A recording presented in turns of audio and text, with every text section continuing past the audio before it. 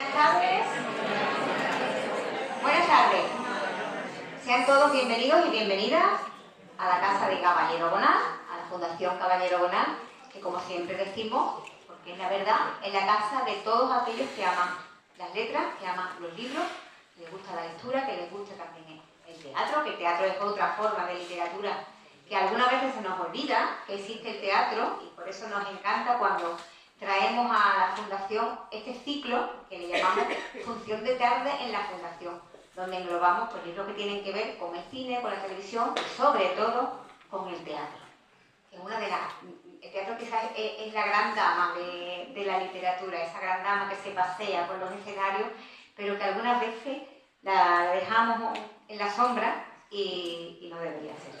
Así que estamos encantados cuando una amiga como Elisa Constanza Zamora Pérez, viene a presentarnos uno de sus libros, que como sabéis ella toca muchos géneros, pero creo no equivocarme si digo que el género dramático es el que más le llega y el que más la representa. Así que estamos felices de tenerte aquí, Elisa. Yo no voy a hablar de tu libro ni voy a hablar de ti, porque voy a presentar primero a las personas que están en la mesa acompañándote, porque se han rodeado de unas personas, bueno, de primerísimo nivel en las cosas que hacen, en cada una de las temáticas que tocan. Y antes que nada quiero decir que ahí tenéis una exposición que luego os explicará un poquito Elisa. ¿Quién la ha hecho? Bueno, ya se puede decir. Concha Muñoz, ¿no? Concha Muñoz, y luego esta varillera. Y Elisa luego va a explicar por qué está ahí esa exposición, qué significa, y la vais a poder disfrutar. Ya sé que la habéis visto detrás, pero la vais a poder disfrutar mejor cuando sepáis de qué va, ¿no? Cuando sepáis por qué está ahí. Bien, directamente voy a presentar a cada uno de ellos y les voy a dando paso. Primero va a intervenir Mercedes Porcel Martín, que es licenciada en Filología Inglesa e Hispánica, diplomada en Traducción en la EUTI por la Universidad de Granada, máster en Enseñanza de Lengua Inglesa por la Universidad de Thames Valley de Londres. Yo soy de francés y de italiano. En la actualidad es jefa del Departamento de Español como Lengua Extranjera en el Eton College. Comenzó su carrera docente como profesora de inglés en enseñanzas medias en Andalucía y en el año 93 se marchó, era una niña, en el 93 tenía que ser una adolescente todavía, pero bueno, era muy precoz. Se marchó al Reino Unido, donde continuó como profesora de español como lengua extranjera. Ha participado con su alumnado, esto me parece muy interesante, en el Spanish Theatre Competition de North London Collegiate School de Londres, desde octubre de 2012. Y ha realizado innumerables viajes de estudios con estudiantes de habla inglesa en diferentes partes de nuestra geografía y congresos de lengua y cultura en Granada. Ella ha traducido la obra de Elisa Constanza, que no he dicho todavía el título, porque ya lo sabéis, Medea o el herido corazón de la Granada, pues lo ha traducido al inglés, que creo que es un mérito grande, porque yo creo que el público anglófono va a disfrutar mucho de esta obra, por las razones que luego iremos desgranando. Así que le paso primero a nuestra amiga Mercedes la palabra. Pues, a ver, ¿se oye? Sí. Muchas gracias por la presentación. Y sin más preámbulo, vamos a entrar en faena.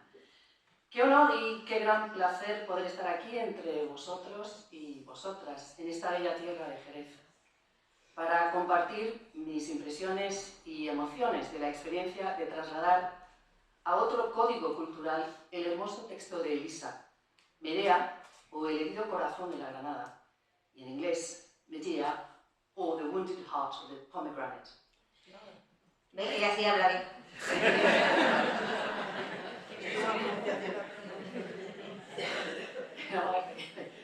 Quisiera sobre todo expresar mi gratitud a mi amiga del alma y cómplice en tantas aventuras culturales desde nuestros años de mocedad universitaria, María del Mar Ibáñez Jiménez Herrera, que está aquí sentada, quien en abril del año 2023, estando ambas juntas por tierras gaditanas, puso la semilla de este proyecto en el corazón de Elisa y el mío. A Elisa le quiero también dar las gracias por confiar en mí su obra tan querida, y a mi marido, Dr. Tim Beard, que está sentado por allí, por su ojo de águila, o en inglés, valga el anglicismo, Eagle Eye, por su labor de edición del texto final en inglés. El acto de traducir es un acto solitario, semejante, tal vez, al de escribir, en el que la constante decisión de elegir la mejor opción lingüística que traslada la imagen emotiva, el significante al código final, es inapelable. Pero aún tal vez sea más importante la interpretación del texto.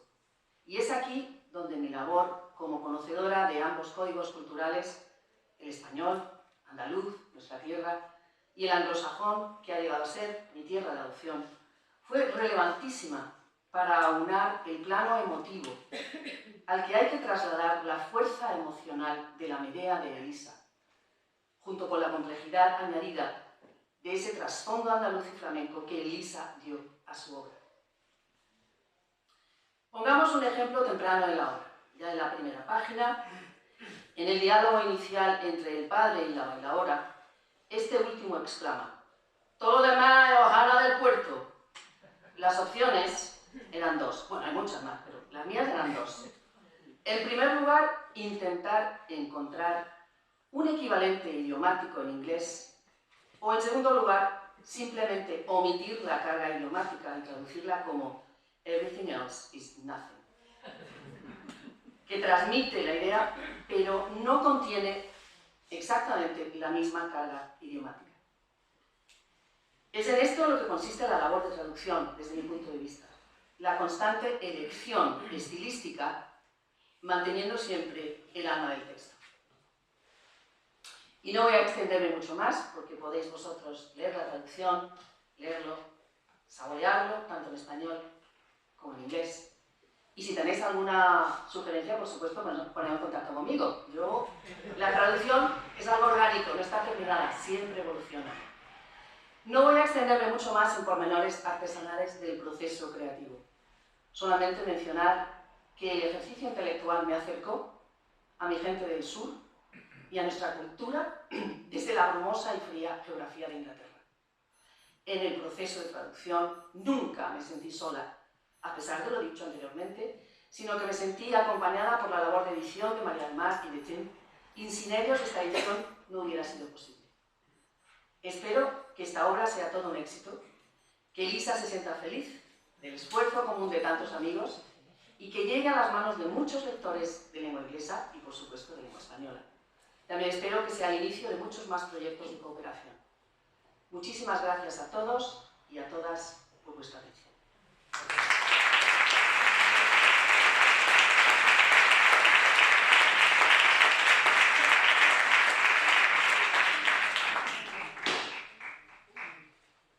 La señora de azul,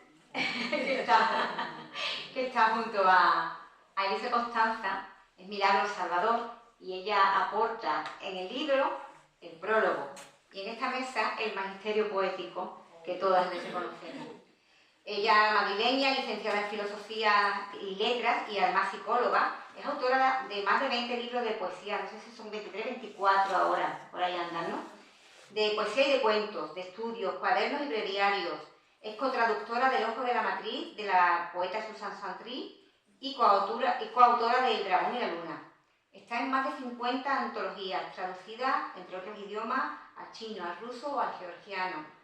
Ha presentado ponencias sobre literatura y estudios de poesía en congresos, no solamente en España, también en muchos otros países. Ha dado numerosos recitales, ha colaborado con el Instituto Cervantes en el centenario de Cernuda, tiene numerosísimos reconocimientos en México, en Argentina, en España, y pertenece a algunas de las instituciones culturales más prestigiosas en nuestro ámbito hispánico. Y yo la admiro tremendamente. Es una gran poeta y ya digo que hoy aporta aquí el magisterio poético de esta mesa. Tiene la palabra, Milagros.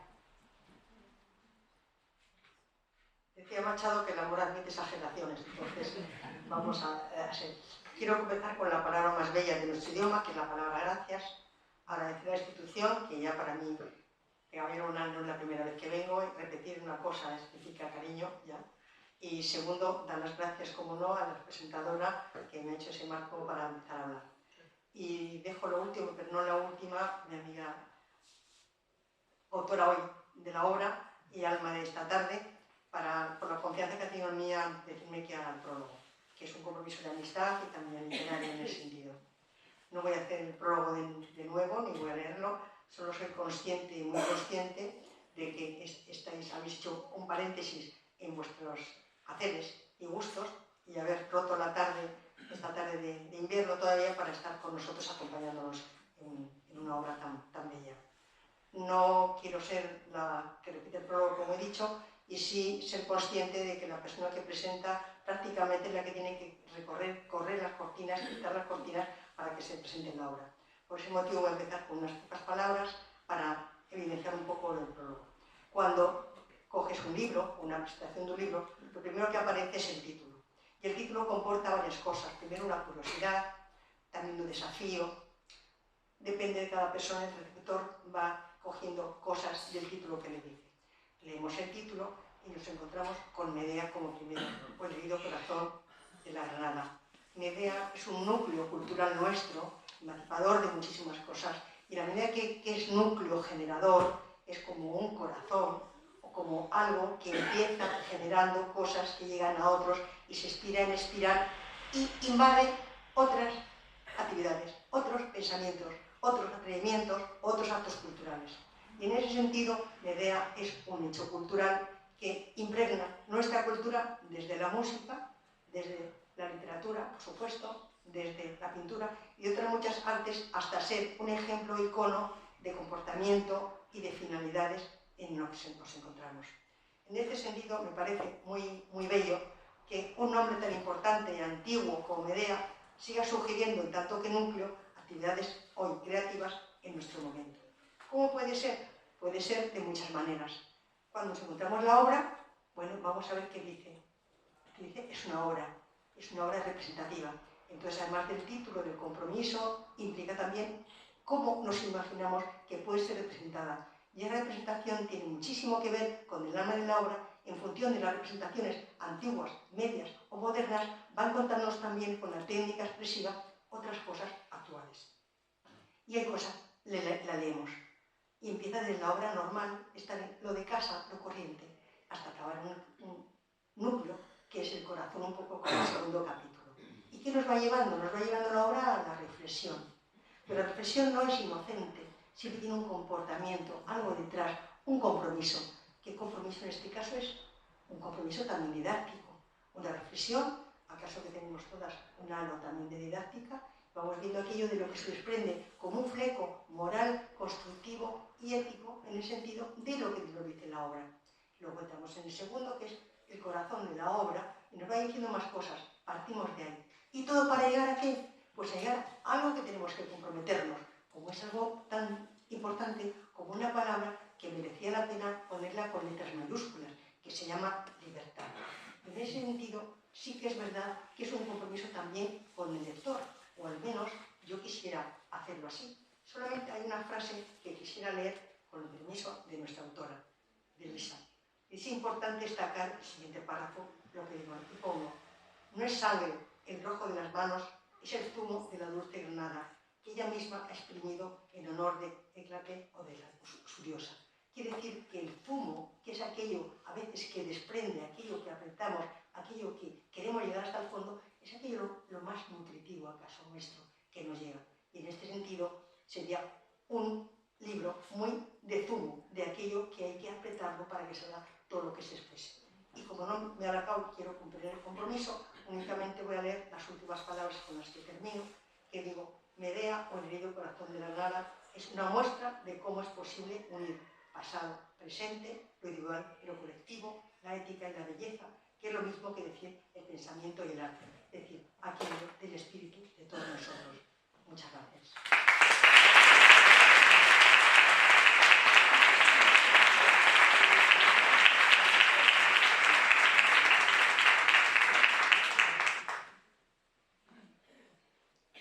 Muy bien. Muchas gracias, Milagro. Magisterio. Y a mi derecha tengo a Julio de Vega, el único caballero que tenemos hoy en la mesa. Yo quiero destacar que el título de su tesina, con la que obtuvo el diploma de estudios avanzados de flamenco por la Universidad de Sevilla, dice una cosa así: Las cositas de nosotros. Discursos de autenticidad en el flamenco. Me he quedado con muchas ganas de leer esa tesina, la verdad. Tiene artículos sobre flamenco y patrimonio en la revista de la Cátedra de Flamencología de Jerez, a la que pertenece. En Nueva Alboreá, que es una revista que sobre todo se conoce mucho en el extranjero, me he dado cuenta. Una revista que yo os la recomiendo. La revista La Flamenca, donde también ha publicado crítica de espectáculos, y sobre todo en el Diario de Jerez y Diario de Cádiz lo estamos viendo más frecuentemente, y eso quizá lo conocemos más. Es integrante del equipo que elaboró el expediente para la declaración de la zambomba como bien de interés cultural y ha formado parte de la Comisión Asesora de Flamenco de la Consejería de Educación de la Junta de Andalucía y además, quizá lo más importante, es maestro. Y a mí eso me llega.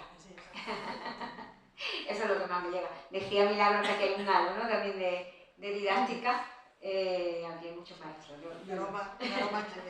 Pero me encanta, es algo tan importante, el magisterio, bueno, la educación, que es lo que nos hace más mujeres, más hombres, más empáticos, más grandes. Entonces, tener a un maestro a mi lado, bueno, me encanta. Julio, tú eres el que va a tener el peso de la presentación, me parece. Así que te paso la palabra. Tremenda responsabilidad. Bueno, buenas tardes, muchas gracias por la presentación, por supuesto a ti, Elisa, por invitarme, por permitirme compartir contigo y con todos los amigos, amigas que tenemos aquí este momento tan especial. Yo también he preparado un texto porque no quería exceder ni robarle tiempo a la verdadera protagonista de esta tarde, que como todos sabéis, Medea, iba a decir, Medea, sí, la Medea, pero la Medea de Elisa. Entonces, sin enredarme más, voy directamente a leer esto que he preparado. La Medea de Elisa Constanza. Escribir es la manera más profunda de leer la vida, decía Francisco Umbral.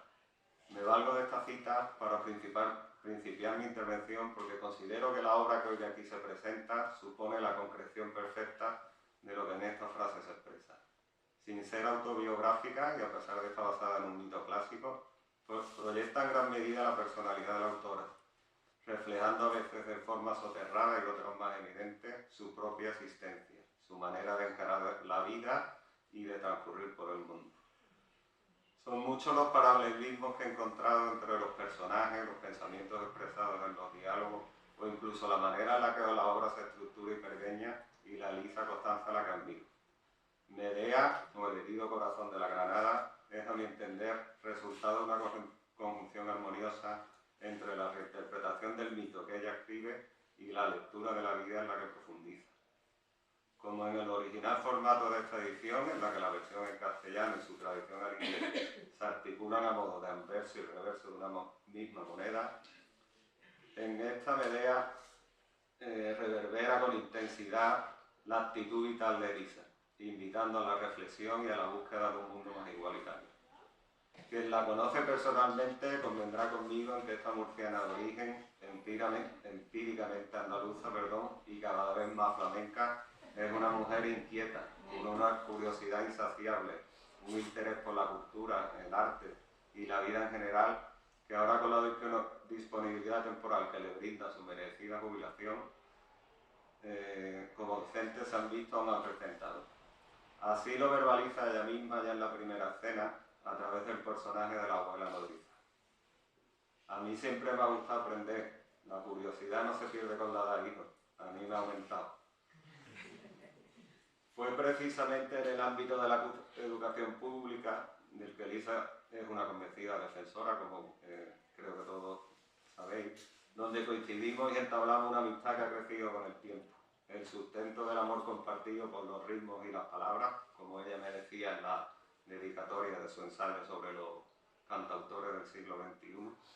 Y por qué no decirlo, la afición por el caravaning que con el traspaso de su Volkswagen T4 impulsó en mí. Elisa tiene además la capacidad de implicar en sus proyectos a las personas que la rodean. Te transmite su entusiasmo y como la hechicera protagonista te camela y seduce hasta el punto de que resulta prácticamente imposible no acceder a sus propuestas. Prueba de de compañeras, amigas, colaboradoras del que disfruta. La mayoría o muchas de ellas aquí presentes. Miriam García, María del Mar, Carmen Miranda, Carmen Vargas, Concha Muñoz, Rocío Rosado, Paloma Fernández y un largo etcétera, que como si del coro de sacerdotisas se tratase, propician y complementan sus rituales creativos, enriqueciendo su producción dramatúrgica como es este caso. La síntesis de mensajes contenidos en la obra que tan hábilmente plasma la ilustración de portada de Concha Muñoz atestigua lo dicho y pone de manifiesto la forma en la que Elisa y su producción se nutren y crecen en esa sonoridad que promulga. Pero también es capaz de aliarse con amigos y compañeros, como sus dos argonautas particulares, me atrevería a decir, Mario Benicio e Ignacio Pérez, con los que se embarca en múltiples travesías educativas, poéticas, musicales, teatrales, y encuentra el vellocino de oro que representan los beneficios de la convivencia en igualdad y el trabajo colaborativo. Mi participación en la forja de esta obra ha sido mucho más modesta y puntual, limitándose a una primera lectura del borrador y la sugerencia de ciertas expresiones y giros lingüísticos del albor flamenco que la autora tuvo a bien incluir en el primer cuadro. De forma más prolongada, creo haber contribuido también a alimentar el interés por el flamenco que se despertó en ella hace ya unos años, al facilitarle el acceso a bibliografías, grabaciones, como por ejemplo la versión que de este mismo mito han hecho varias bailadoras, varios artistas flamencos, varias compañías flamencas. Pero sin duda alguna su consagración flamenca, de la que también me siento partícipe, llegó cuando se hizo socia de los cernícalos, a manos de una de sus sacerdotisas, María del Mar Ibáñez, amiga común y también integrante de esta entidad flamenca decana de nuestra ciudad. La lectura más detenida y reflexiva de esta Medea ya publicada me ha hecho apreciar con mayor claridad el modo en que la autora ha interiorizado y trasladado a su obra sus referencias hondas y cómo éstas han generado en ella nuevas inquietudes e inspirado incluso otros proyectos que me consta se traen entre manos. Se vale de ellas para imprimir flamencura, pasión e intensidad a sus textos, como indicaba la Mercedes en su prólogo. También las integra en la trama, consiguiendo así acercar el mito clásico a una realidad que nos resulta más familiar e inmediata. Lisa no solo propone una reinterpretación del relato que Eurípides y Séneca nos negaron, sino que lo trastoca, lo actualiza y adapta al presente, poniendo a su vez de relieve sus anhelos de futuro. La más notable función de un escritor, en este caso una escritora, es dar testimonio como acta notarial y como fiel cronista del tiempo que le ha tocado vivir. Esto lo expresaba Camilo José Cela y creo que en este caso pues también lo podemos ver, apreciar y degustar en la obra de Lisa. En su Medea se funden lo popular con lo culto, la mitología griega y el constructivismo andaluz, en un ejercicio revisionista del arquetipo que anima una lectura más positiva, justa e igualitaria del mito. Todo ello simbolizado en esa transmutación de la sangre en zumo de Granada que tanta fuerza y significación imprimen a la obra.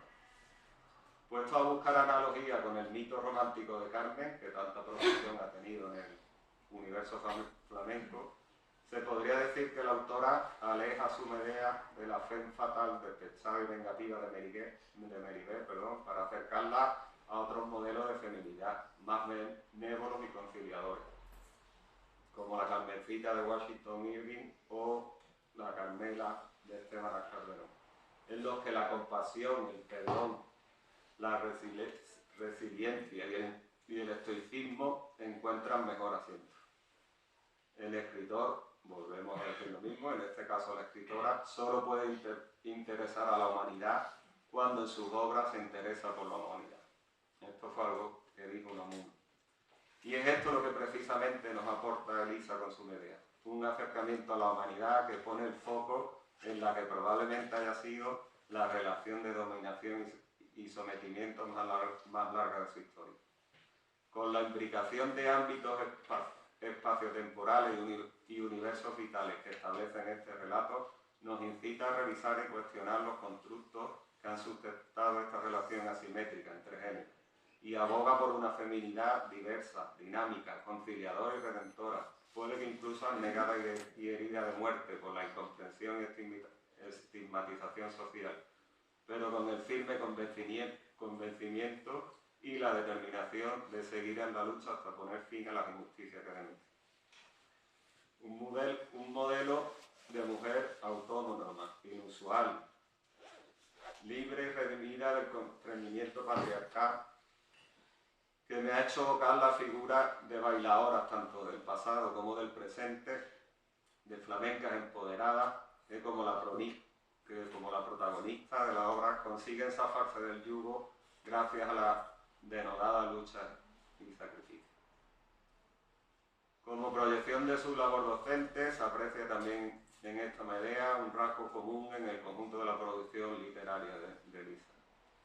El carácter pedagógico, didáctico, instructivo, si se quiere, que imprima sus textos, las referencias constantes a los diferentes conceptos políticos y sociales por los que transcurren sus historias, facilitan al lector o espectador, según sea el caso, la comprensión y la aprehensión de lo que se cuenta y dice.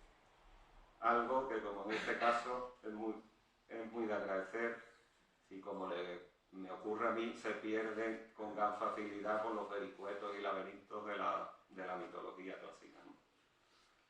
El teatro dentro del teatro, el apunte histórico, la lección de mitología que se inserta en la trama, todo ello se da cita en esta breve pero profunda obra que Elisa Costanza teje y nos ofrece como regalo, mas no regalo envenenado, sino pleno de amor, impregnado de esperanza, sustentado en la creencia de la perdurabilidad de las ideas y partícipe del compromiso por una igualdad real y efectiva entre hombres y mujeres.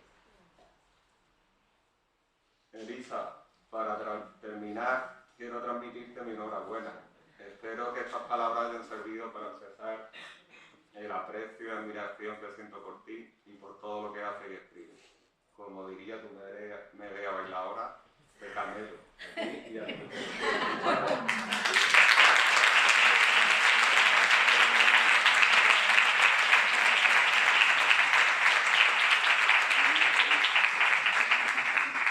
Y por último, la protagonista del día, Elisa Costanza Zamora Pérez.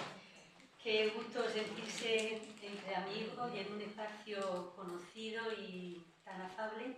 Muchísimas gracias, porque solo veo caras conocidas o caras de conocidos, de otros conocidos. Gracias por venir aquí, como decía antes Milagro. Gracias a vosotros tres, a vosotros cuatro, a ti por ofrecerme este espacio, Pepa, y a ti por viajar de Inglaterra, a Milagro por venir de Madrid, a ti, Julio, por tu incondicional cariño y tu buen hacer siempre. Estoy muy contenta porque Medea ha sido la obra más difícil, no de escribir, sino la obra más difícil de sacar, porque yo terminé esta Medea en 2011, en 2018 la saqué, iba a decir del cajón, mentira, la miré en un archivo de ordenador y dije, pero si está terminada, yo pensaba que no estaba terminada, y luego llegó la pandemia, y luego llegó Mercedes,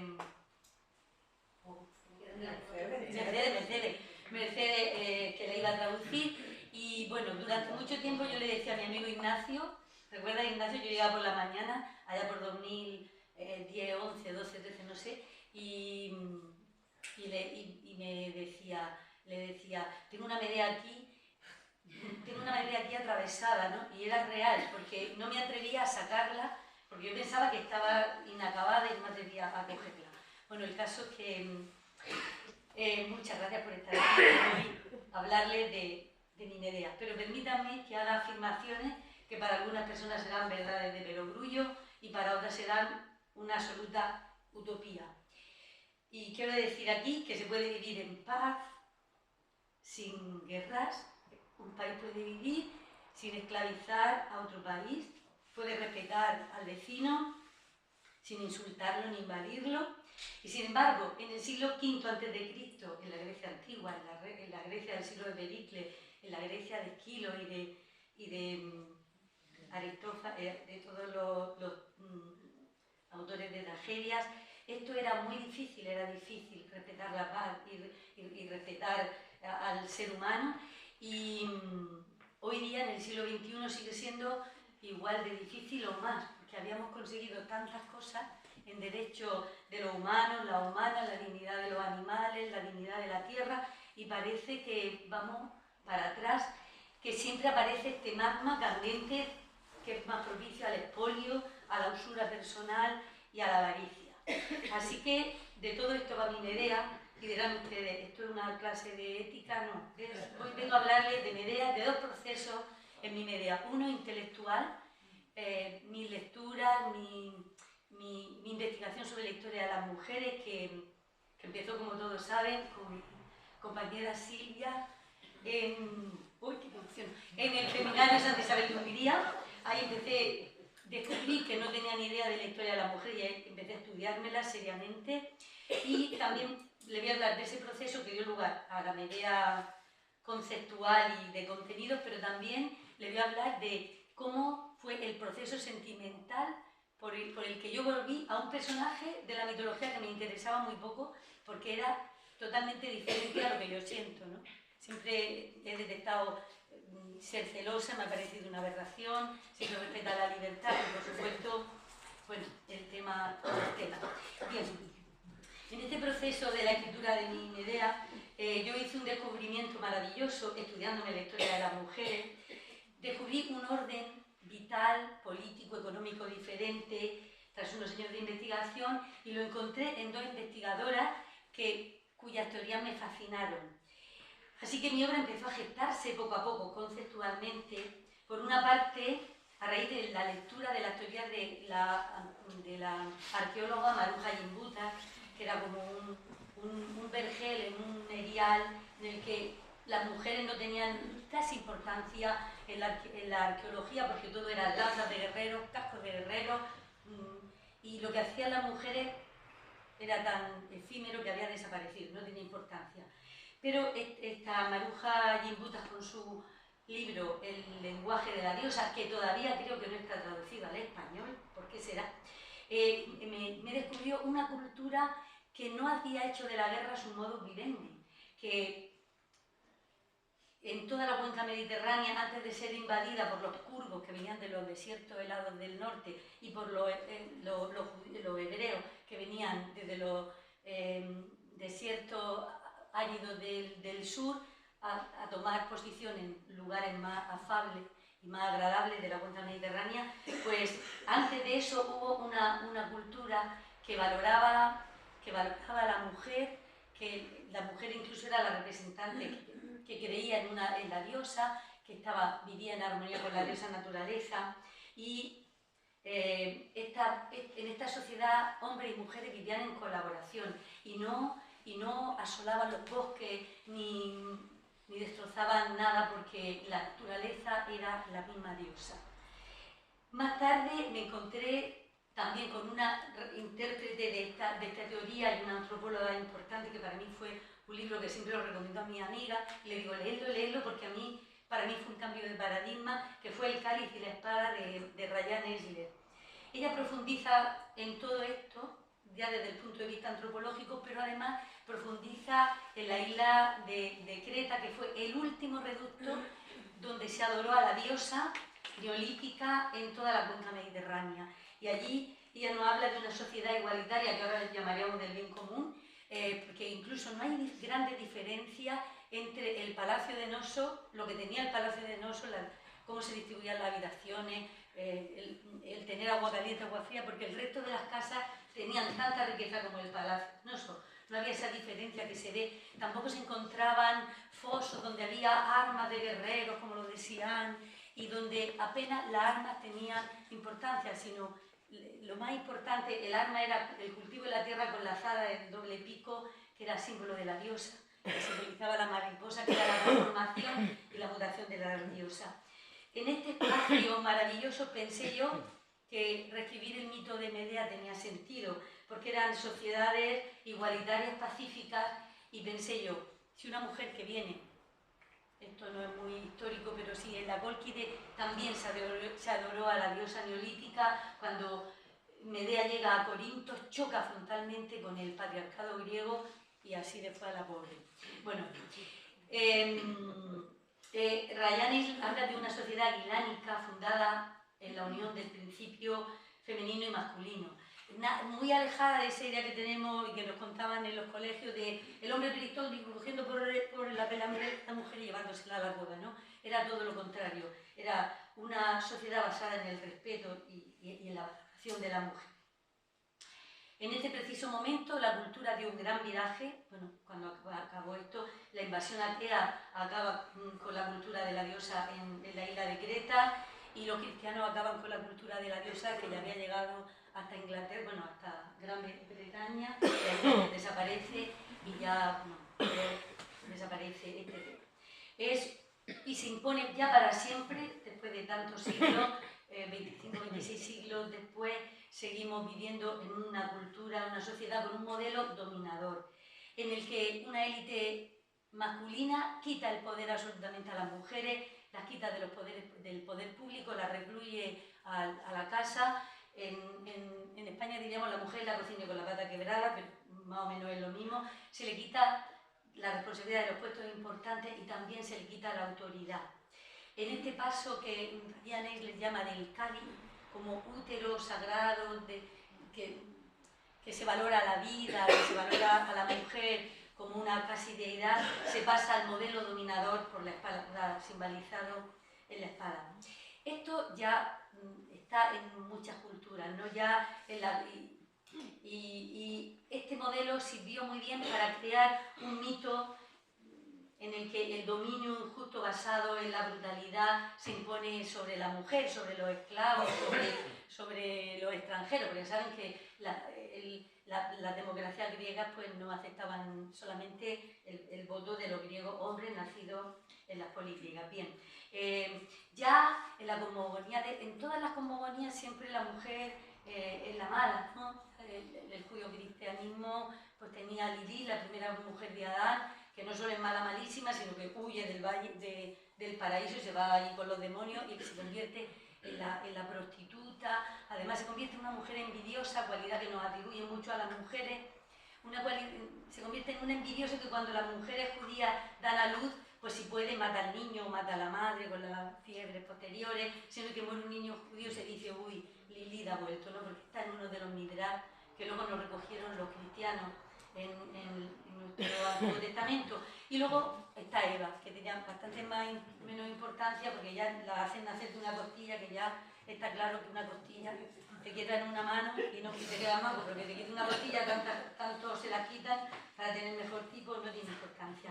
Bien, los griegos no fueron menos, los griegos ya Hesiodo había dado esa dádiva envenenada que los dioses habían creado, que era la mujer, y habla de este regalo envenenado que es la mujer Pandora, ¿no? Cuando un hombre tiene curiosidad, tiene olfato científico, pero cuando es una mujer, pues lo que tiene es una curiosa gotilla, ventanera, como decían en el barroco. Está muy ventanera, está en la ventana. Bueno, pues el teatro barroco también. Bien, pues ya los griegos tenían a su Pandora. En este momento, Eurípides, que además es un hombre que había que...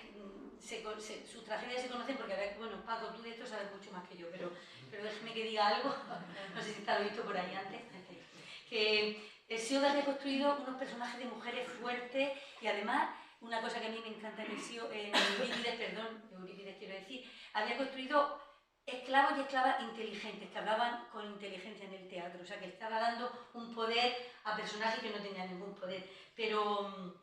sin embargo, la polis de Corinto le paga a Eurípides 15 talentos de plata, creo, para que siga reincidiendo, ya que estamos ya en un espacio dominador, para que las malas sigan siendo las mujeres, y crea a la mala más mala. Porque, claro, digamos que una mujer que se atreve, el patriarcado sí, nos ha dado un rol a las mujeres de ser madres, ¿no? el rol de la madre está ahí, es lo principal. Pero si una madre comete filicidio y mata a su hijo, eso es lo más cruel. Con lo cual se convierte en una monstruosidad frente a la aparente actitud apolínea del mundo griego. El dios Apolo, el dios de las matemáticas, de la perfección, el Partenón no tiene perfección, pero parece que es perfecto, ¿no? Todo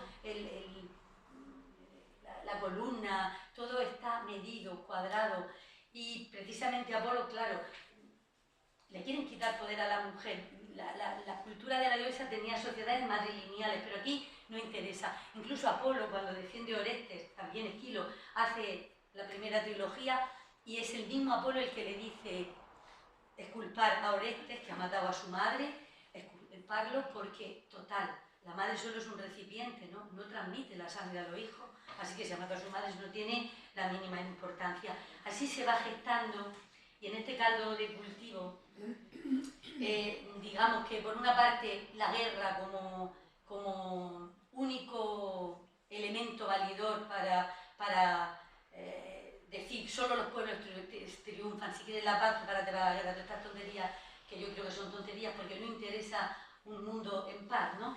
Pero, y por una parte, el sistema bélico, la máquina de hacer la guerra de todos los imperios, que ahora parece que se están reactivando, parece que volvemos al siglo XVIII, surgen los napoleones como champiñones, pues parece ser que también hubo otro elemento, fíjense, Ryan L. habla de la época de la espada, pero también hubo una espadita muy chiquitita que era el punzón con el que se escribía sobre las tablillas de cera, porque también la literatura, claro, se pone al servicio de crear estos modelos de mujeres maléficas para perpetuar este orden dominador en el que las mujeres seguimos siendo otra cosa, segunda opción es siempre.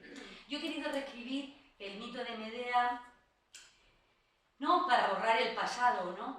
Quiero decir, cuando está muy bien que Caperucita ahora, el lobo de Caperucita ahora sea vegetariano, y a mí me encanta porque los cuentos van evolucionando con la ética y los animales afortunadamente ahora tienen derechos, ¿no? Pero no hay que olvidar que ese cuento se hizo para decirle a las niñas tener cuidado porque hay depredadores sexuales que os pueden hacer daño, porque el cuento que recopila Perrault dice claramente: desnúdate y métete en la cama conmigo, y así lo pinta el pinto también Doré, ¿no? Gustavo Doré, ¿no? Sería Caperucita al lobo ahí con su y Caperucita metida en la cama. O sea, no pretendo escribir el mito para decir que las mujeres somos más buenas, no. El feminismo nunca quiere, a mí no me gusta lavarse, lo decía lo de una amiga, no me gusta la palabra empoderamiento, porque el poder siempre supone sumisión de uno a otro. Yo no quiero ser una mujer empoderada, quiero ser una mujer autónoma, libre y librepensadora, ¿no? Y no quiero ejercer mi poder sobre nadie, quiero ejercer el diálogo y la cooperación. Bueno, pues he querido escribir el mito no para decir que las mujeres somos más buenas que los hombres, no me interesa ese discurso, las mujeres somos lo que somos y los hombres sean lo que sean. Lo que está claro es que el patriarcado ha creado prototipos de mujeres que llevan a mi alumna o que llevaban a mis alumnas a decir muchas veces: está claro que las mujeres somos más malas. No, bueno, perdona, somos más malas. Pues mira, entre palestinos y judíos, que la guerra sigue eternamente, quienes piden la paz son las mujeres de blanco y las mujeres de negro, no somos tan malas. Las que siempre intentamos que no haya guerra y mediamos entre el Padre, el Hijo, con el Espíritu Santo, somos las mujeres, luego no seremos tan malas.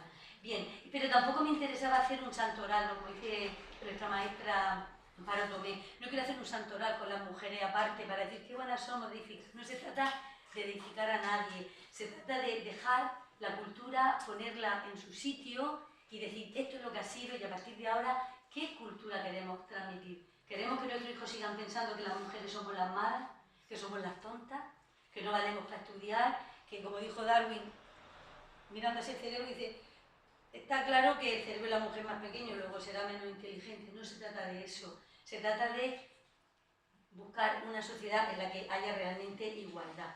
Por eso para mí reescribir el mito es, por una parte, divertirme, porque yo disfruto, yo soy profe de literatura ante todo y yo cuando era estudiante descubrí en la generación del 98 algo que como estudiante de filología me cautivó, que fue cómo Azorín en Castilla le da vida, una nueva vida al personaje literario. Y entonces hace por ejemplo un relato que se llama Las nubes, que empieza así: como sabrán, el lector de la Celestina, Calixto y Melibea se casaron y viven tranquilamente en la casa solariga, y describe como en la casa, y al final incorpora el mito del eterno retorno y dice: mira, un joven asaltado entra, salta la vareta y está hablándole a su hija, que se llama Melisa, como la abuela.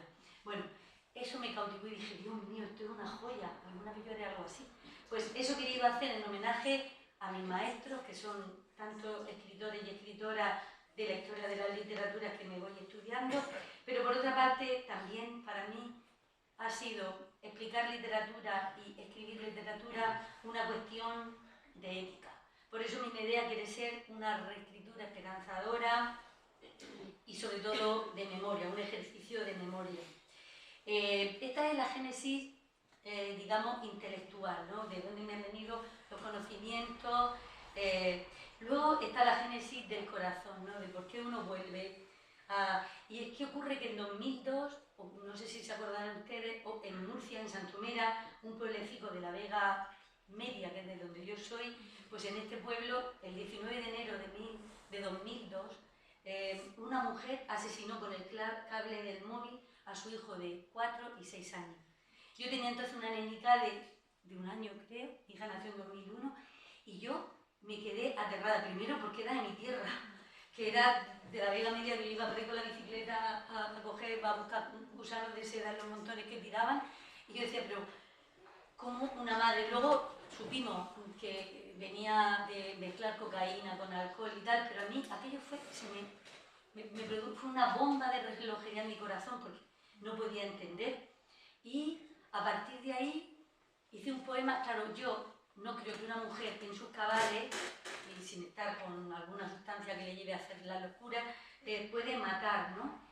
Y claro, también porque lo que decía antes, el rol que el patriarcado nos ha dado, el de la maternidad, entonces que las mujeres matemos, están los hombres matando hijos continuamente y no produce un efecto tan terrible, y matan prácticamente no sé cuántos niños van muertos este año ya.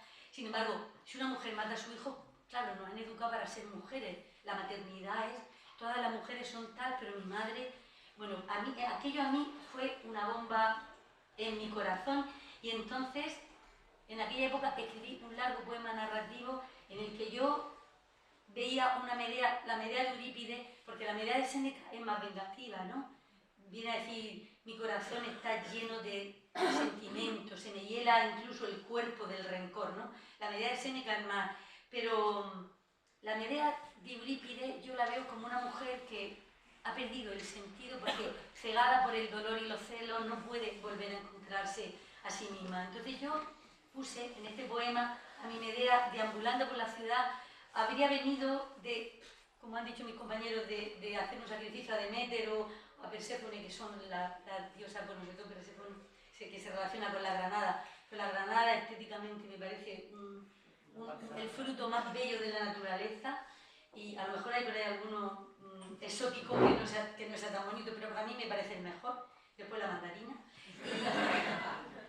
Y digo, pues esta mujer ha estado en cualquiera de las diosas del inframundo, ha ido, ha hecho un sacrificio allí, ha ofrecido, y hágale, manchar la túnica de rojo y tal, y las manos, y dice, esta ha matado a su hijo, y así se crea, porque yo no me puedo creer que una madre pueda asesinar a su hijo.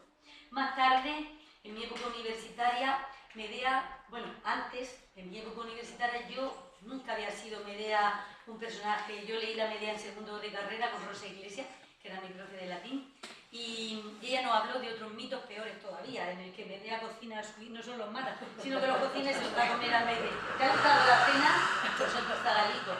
Y eso todavía. Entonces, Medea no era un personaje que calara en mi corazón, por lo que he dicho antes, porque era celosa, posesiva, asesinaba a su hijo. Y yo, que me he dedicado al mundo intelectual mucho tiempo, pero yo de pequeña jugaba, tenía 4 o 5 muñecas en el carricoche y luego llevaba un montón de carpetas porque yo quería ser maestra y tenía muchos niños y además venía del colegio.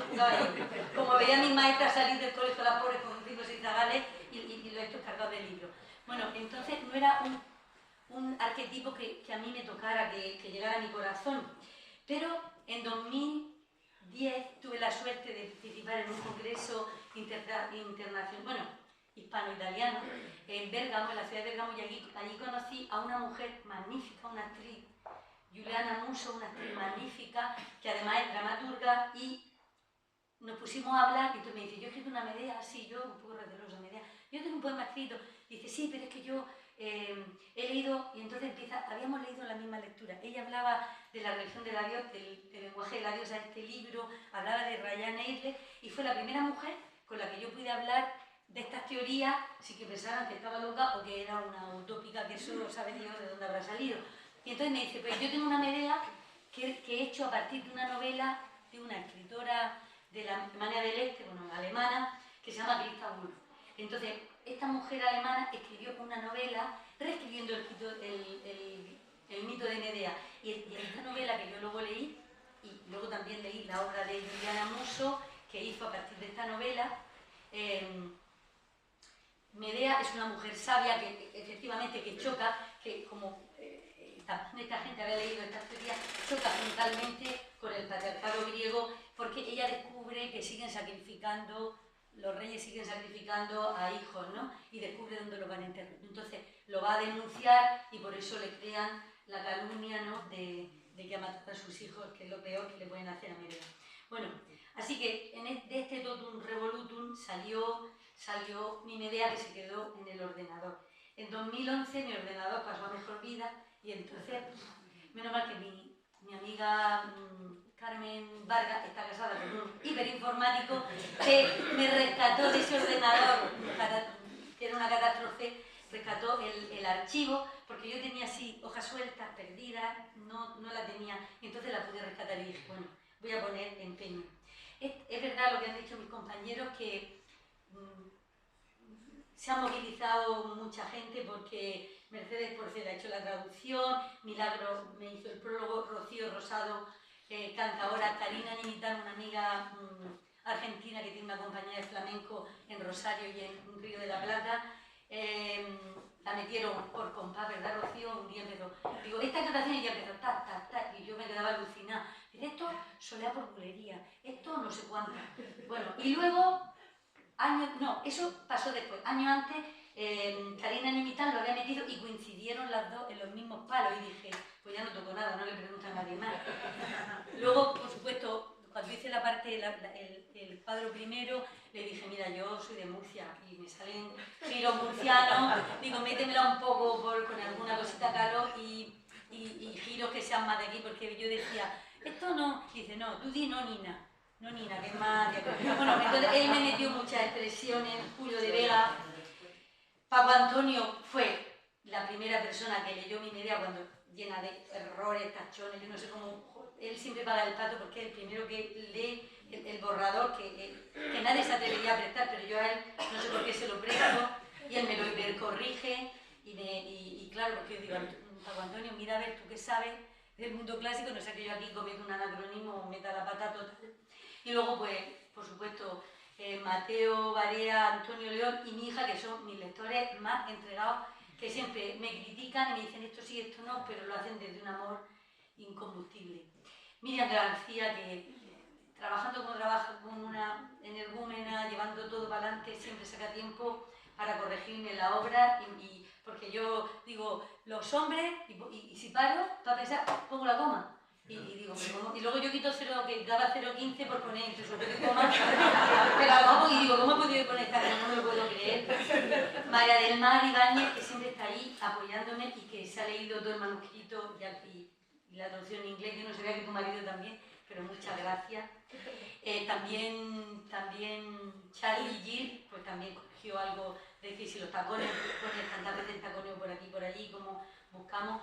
Y María José Muñoz, que ha hecho las fotos del libro, y luego Concha, que cuando le dije, ha hecho esos bellos bocetos, cuadros, para hacer la portada, cuando le dije que si podía hacer, yo estaba en una época ella con mucho trabajo también, pero hizo un largo periplo, hizo muchos trazos, bocetos, me enseñó. Al principio pensaba que yo le había pedido un cartel para la obra y dije, no, es la portada del libro. Pues fue haciendo boceto tras boceto, que tiene la cadena de trabajo tan maravilloso, tan vitalista, que captó mi idea totalmente. Y luego, ya lo último para terminar, quiero decirles que los procesos de creación nunca, digamos que la inspiración o esa cosa que tenemos cuando esa especie de trance en el que entramos las personas que escribimos, pues no siempre obedecen a lo que tú quieres. Yo que hacía gimnasia rítmica, que hice ya, bailé ya, que bailé algo de danza contemporánea cuando estaba en la universidad y que yo quería ser pues la Pavlova cuanto menos, o si no, yo quería ser Isadora Duncan, pues cuando yo empecé a ver esta obra, estaba escribiéndola y yo quería que tuviera la estructura de una obra griega, que tuviera un coro, pero el coro se me ponía encima y empezaban a hacer movimientos de la danza contemporánea y yo decía, pero hubo un momento que cuando la diosa Hestia le hablaba a Medea o cuando Medea hablaba con Jalón, las manos se iban para arriba y entonces empezaba a ver una cosa flamenca y yo digo, pero si yo no sé nada de flamenco, si no puedo. Y entonces había, en vez de haber estos saltitos que se pegan en el ballet, y todo es para arriba, pues yo empezaba a ver ese taconeo telúrico, terrestre que busca la tierra, que echa raíces y al final pues los brazos de Medea se iban haciendo como más espadas, más tal, un poco Pinabón, me perdone Ana Tenorio si está por ahí. No puedo venir. No puedo venir, pero bueno, como ella odia Pinabón, pero bueno, Pinabón ha influido en algunas bailadoras que hacen cosas así como más espadas, y yo veía así a mi Medea cuando hablaba de Jasón con rabia o cuando hablaba de la decepción que sentía, pero estas manos se convertían en cuencos mucho más como, no sé cómo lo he dicho, como hechos de pétalos cuando ella hablaba de su hijo o hablaba de lo que piensa ella del mundo y cómo debe ser la vida y el amor. Así que eso, suaves pétalos y calidad redondita a la edad de sus hijos. Así de rotunda terminó siendo mi Medea, que por supuesto ya le colgué un mantón y dije, Ale, te imagino con el mantón y ya está.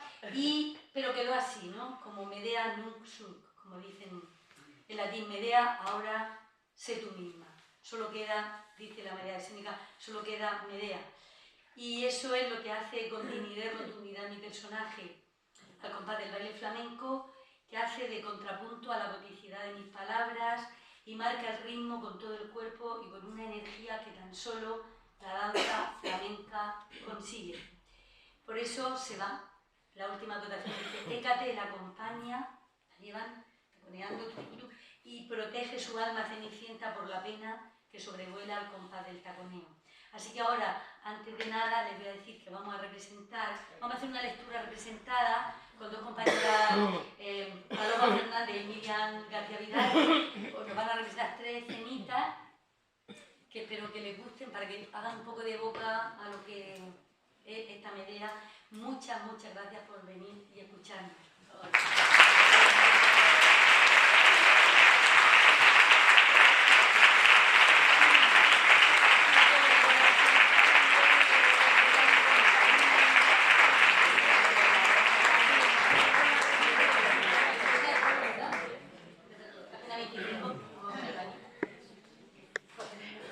Nosotras somos el coro. El coro está pensado baratitos para 4 bailadoras nada más, del cuerpo de baile, porque la diosa Hestia es la bailadora. Es que como yo en mi compañía escribo papeles para todos mis amigos, esta obra la he pensado para que se pueda hacer realmente. Entonces tiene 2 actrices y un actor, luego tiene un corito, un cuerpo de baile que son 4, y la diosa Hestia, que es la bailadora principal, y ya está. Eso se puede hacer. Porque los 21 personajes de Todo por los pelos es que es impracticable para una compañía que quiera ganar algo de dinero. ¿Leemos la palabra?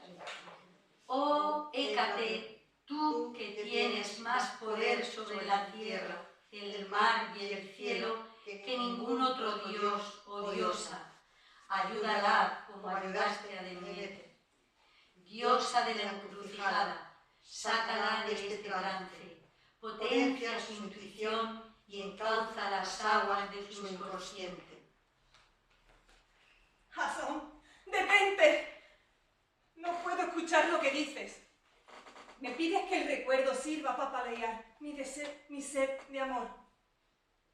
¿Acaso piensas que acordarse del agua en la sequía hará que florezca la tierra? Que el musgo y el culandrillo coronen los brocales de los pozos secos y envenenados. El recuerdo no es más que un camino transitable en la vejez. Solo es consuelo del corazón fatigado por los años y tu ausencia. No quiero ser un árbol solitario en un bosque escondido. Quiero que la vida anide en mis ramas.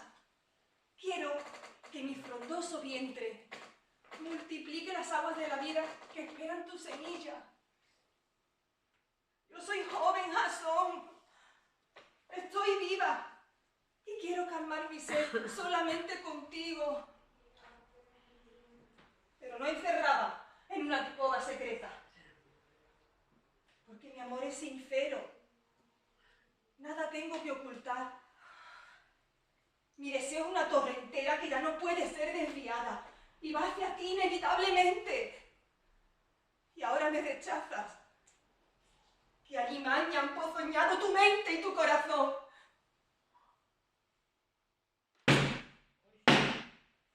¡Callad, brutos! Vosotros, que desconocéis los más tenues secretos de la madre naturaleza, que jamás observáis el rocío en la flor o el retoño en la rama. Vosotros, que sois dirigidos por dioses mortíferos, que han hecho de la espada su mejor obra, y de la esclavitud y la guerra todo un arte, el arte de la muerte.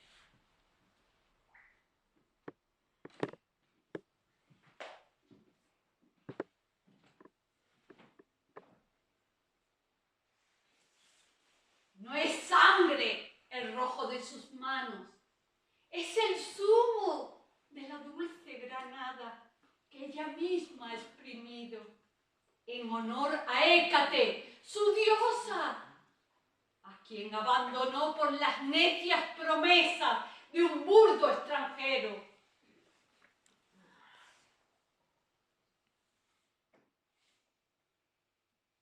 Por su súbito amor, apenas un suspiro, qué poco te ha durado, santa dicha, niña mía.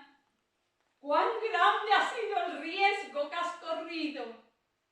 Lo has dejado todo por ese Jasón que no ha dudado un momento en olvidar sus promesas amantes.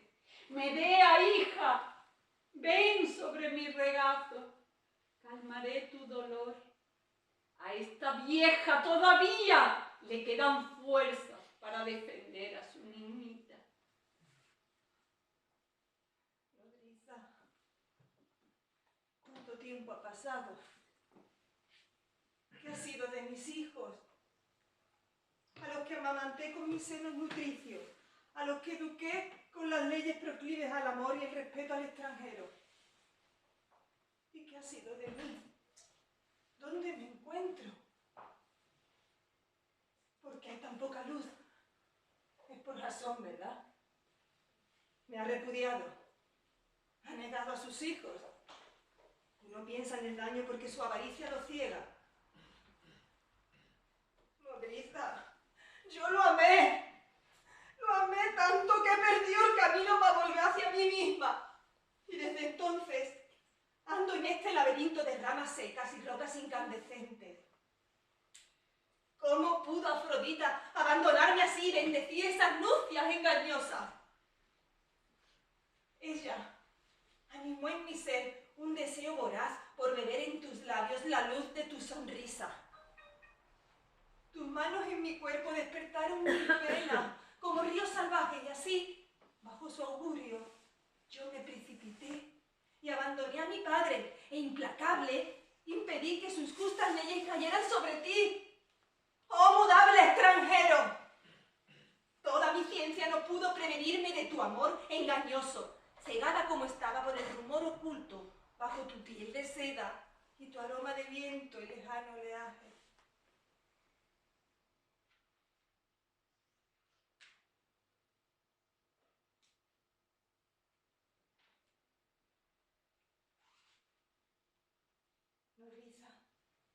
Nodriza, prepara todos los enseres para el viaje. Pon agua y unas frutas en aquel canastillo que trajimos de Golquide. Tráeme a mis hijos. No, espera. Antes debo lavar mi rostro. Los surcos del dolor deben ser borrados. La frescura del agua servirá. Y el pelo también debo peinarlo. Estaré desgreñada. Debo asear mi cuerpo y cuidarlo. A partir de ahora, mis hijos solo tienen a su madre. Buscaremos refugio en tierras remotas y quizás mi padre me deje regresar. Yo seré fugitiva, pero tal vez mis hijos, sus nietos, encuentren el amparo que ahora precisan. Ellos son almas inocentes. No deben pagar la culpa de quienes me dieron la vida. ¿Pero qué sucede? ¿Por qué no vienes? Medea, sabes que te he criado como una hija. Te he acompañado en tu largo viaje, aunque más que un viaje, ha sido una huida. Y lo he hecho sin dudar, porque te quiero más que a nada en el mundo. Pero me temo que mi cariño, aunque fuera más grande que el mar, no bastará para curar tu desdicha. Hija mía, no hace falta parir a un ser para amarlo como a un hijo o a una hija. Baste decir que daría mi vida sin dudarlo para ser una ranura por donde saliera la ponzoña que te causará la noticia triste que tengo que darte.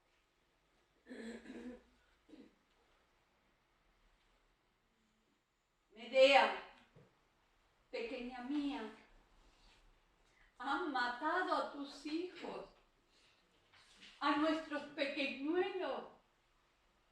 Las intrigas del pasado han asesinado la esperanza del presente. Los han matado y han trazado un plan malévolo. Han dejado correr la calumnia de que tú misma le diste muerte para vengarte del voluble amor de Jasón y de la desmedida avaricia del rey. Las sacerdotisas giran alrededor de Medea y la envuelven en una danza. El taconeo marca un ronco grito desgarrador, pero acallando el dolorido sentir del duelo. Medea, huyamos de esta tierra donde la muerte usurpa tan fácilmente los derechos de la vida. Oh, nodriza, ¿qué más pueden hacerme? Déjame con mi pena, ahora que todo es desolación. Mi vida es un erial. Mi vida en otro tiempo fértil. Ahora no es más que la triste humareda del bosque tras el incendio. En ceniza querían convertirme y ya, quizás, lo han conseguido. Quiero apagar el sol. Que los cauces de los ríos se replieguen hacia mi propio llanto. Quiero triturar con mis dedos los pétalos más frescos, pisotear los frutos, que todo sea una roca candente como esta oquedad de sepulcro que siento aquí, en mi vientre. Cáliz sagrado que una vez dio vida a mis hijos, asesinados por esta turba oscura de siervos de la espada, que no conoce más leyes que las del dominio, y que piensan que el vientre de una mujer es tan solo un recipiente que alberga la semilla recién plantada por un hombre. No temo mi soledad, sino la suya. Me destroza pensar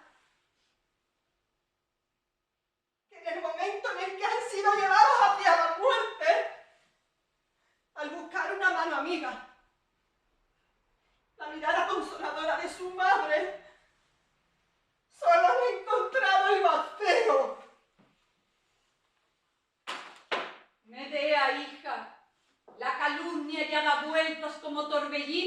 furioso por la ciudad. Las gentes te culpan y vienen a tomar venganza.